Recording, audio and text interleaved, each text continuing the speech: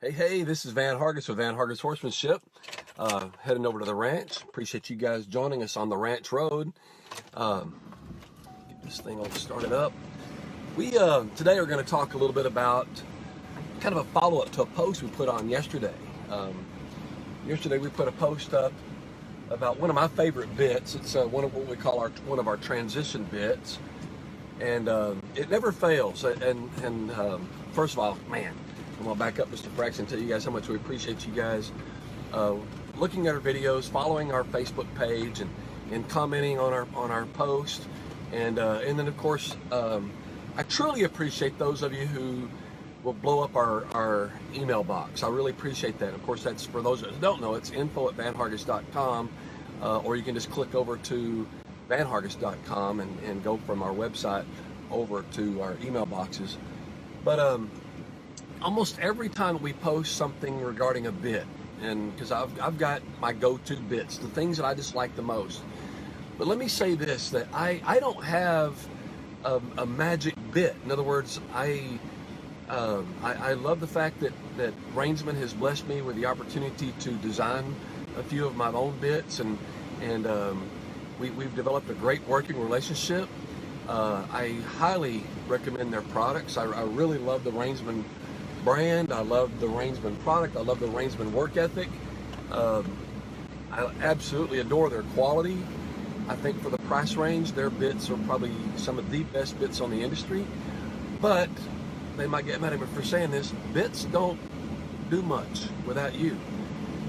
I've never known a bit to have an IQ. I've never known a bit to be able to outthink a way to get a horse to do certain things. Bit is only as good as you and all the work you put in prior to putting that bit in a horse's face. Now, but why then, Van, if that's the case, do you have some of your favorite bits or your go-to bits? Well, it's because how that bit feels to me, how I operate that bit, how that bit, my timing or whatever the case may be, what feels good in my hands.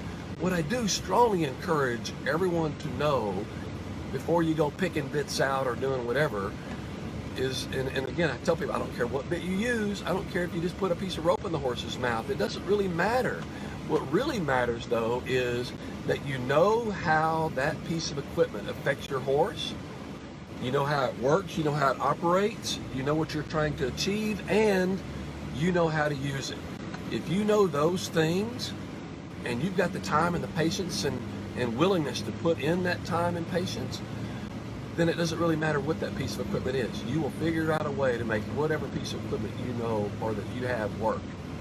So, yesterday we posted one of my favorite ones, the thing that feels good in my hands, the things that I get really good results from for me personally, was what we refer to as our correction mouthpiece. I love that bit. I don't know of a single trainer worth his salt out there that doesn't have either that very specific mouthpiece or something like it in his tack room.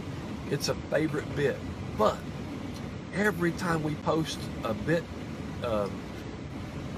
post of some sort, I'm usually bombarded about, well, will this bit help my horse stop?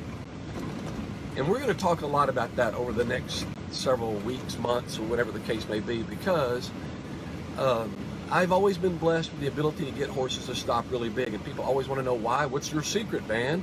Well, the secret is I don't focus on it.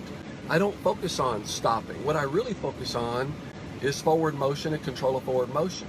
I work on those. When I really push and work on forward motion and control of forward motion, and my horses knowing that I'm the one pushing and making them go, so to speak, I don't make them stop, I let them stop. Once that horse is stopping, once that horse is asking to stop, from there, all I do is enhance it. In other words, I only enhance what the horse is already asking to do, so we can get bigger and better stops. But I'm telling you, there's not a bit out there that makes that happen.